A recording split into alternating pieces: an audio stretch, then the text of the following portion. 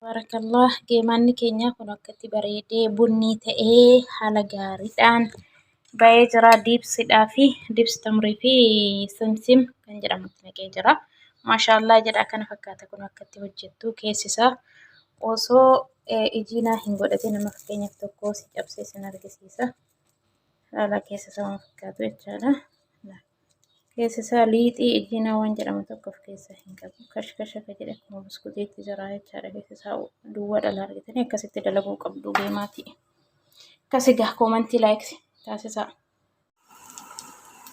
Maashaallah tabaarakallah kana fakkaataa kun geemaata keenya akkasuu jammarree gibee keessaa bubuuftanuu akkanatti harka keessan hodhejji as fide. Akkana gootanii akkana gootanii akkatti gootanii akkammoo sin jalaa qabanne bishaan xiqqoo tokko maaka akkanatti hojjettu. Gootanii as hojjettu. Amma xumuree jira hojjetaa.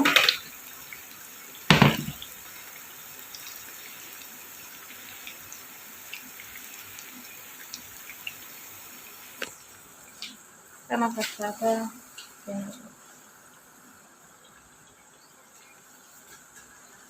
geemaanni keenyaa maashaallah.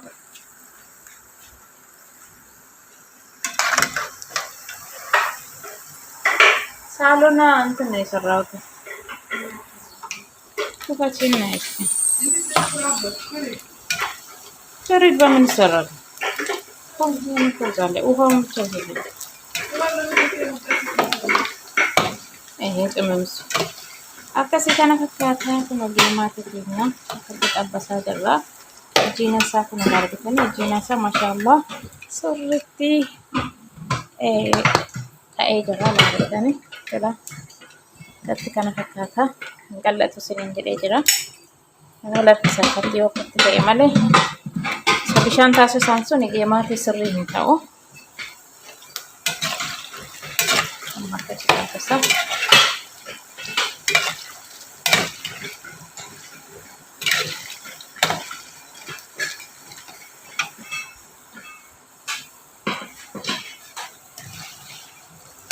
Gurguddistaan ishee keessatti akkatti likkiitti jettu giddu galeessatti dalagdanii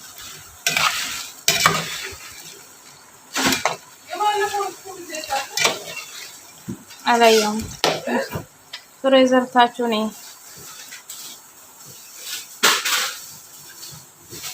akkasii ijiinaan keenya kun akkana fakkaataa akkanatti bareedee ture kanaaf akkatti tolee jira. Inshallah hanga dhumaatti waliin ilaalla.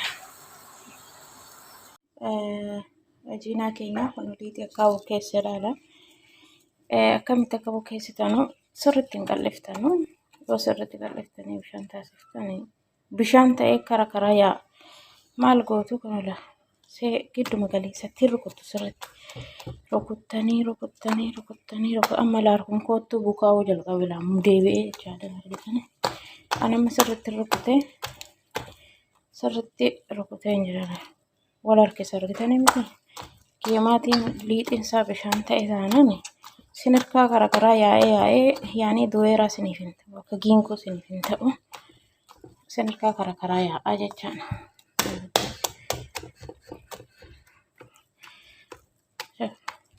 Ammanii harkuun kiyya irrattuu garagaraa jirama. Amma makroofii ho'iseen keessa isaa achi keessan ka'a amma montoruun na subukaa argitanii wal harkisa akka bishaan hin taanetti akka wal harkisa fakkeenya kana mannaan hojjedhu akkatti kun yeroon akkatti hojjedhu akka nan rakkifne booda dhumarratti sin argisiisannaan akkatti kutu akkasin na bukaa'ee ka'ee jechaadha. Akkatti hojjettu ijiinaa isaa akkatti akka wal harkisutti otoo bishaan ta'e waliin hin jedhanii jechaadha. Akkasitti hojjettu inshallah booda sin argisiisa. Wallahi wabarakatuhu kam jirtu obboleewwanii kan chaanaala Khadijaa Gurraa Beestii jalatti argamtanuu jirtu baga jiraattanii isiniin jecha wammoonii akkaataa geemaatii itti bukeessitanii hojjettan isin agarsiisa inshallah. Bakki hundi gaafa tokkotti hin hojjetamu xareeqaa garagar ta'uu danda'a waan ta'eef inshallah na duukaa buutu sin argisiisa. jaa'iza godhadhee waan hin ta'u jechaadha. Amma iddoo kanatti ani baay'een hojjedha mana namaa geessuuf hin jira waan ta'eef isin meeshaan ani fidee isinitti argisiisu kana fidattaniituma hanguma qimii keessanii irraa qannastanii hojjechuu ni dandeessu. Fakkeenyaaf amma iddoo kanatti ani kaameeraa maankaa 3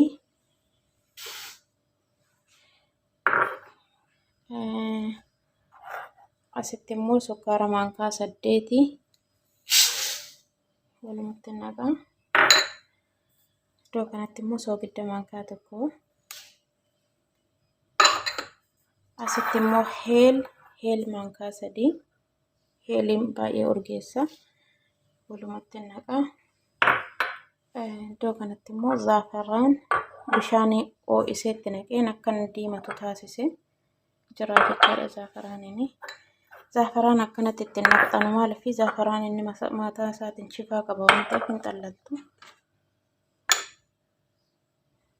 Xallattanii itti naqxu.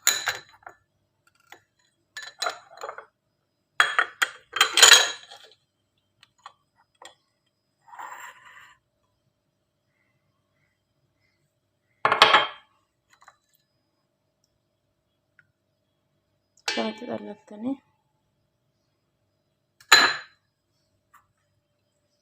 tanattu maaya wardi ni beektu miti maaya wardi si xiqqoo isheetti naqxu waliidhaaf bareeda muddattan hanguma qimii keessanii isin akka barbaadanitti naquu hin dandeessu. Garuu meeshaalee itti naqmanii isin argisiisuu barbaadanii sana booda bishaan labbi gootu. Bishaan sirriittis gubaa osoo hin taane labbiidhuma.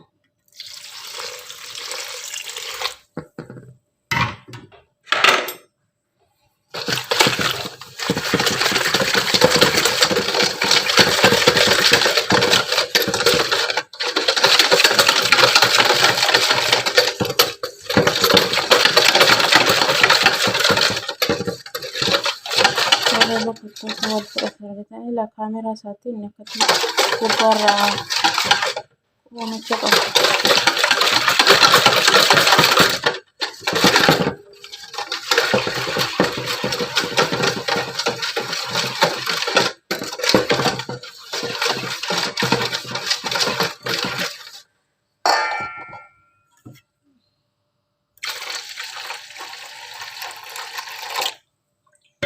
Bishaan yoo labbi gootan dafee isinii bukaa.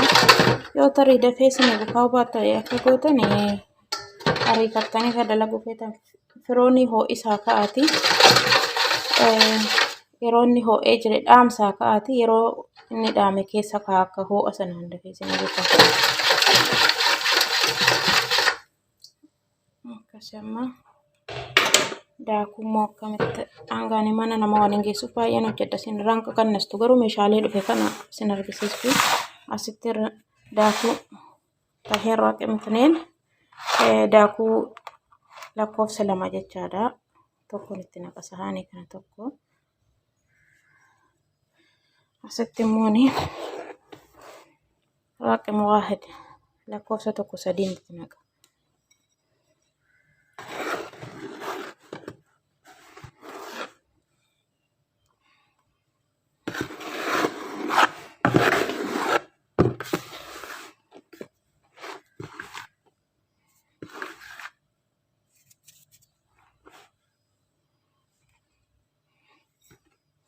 Sandi waliin nama akkasitti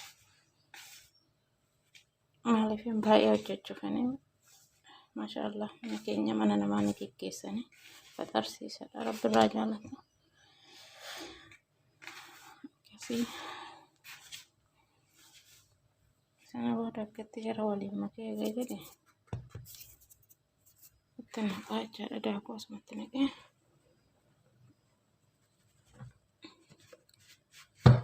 hanganni sirriitti bulbultanii miti kan gaafestan jechaadha. Xumuratti na wajjin turtan.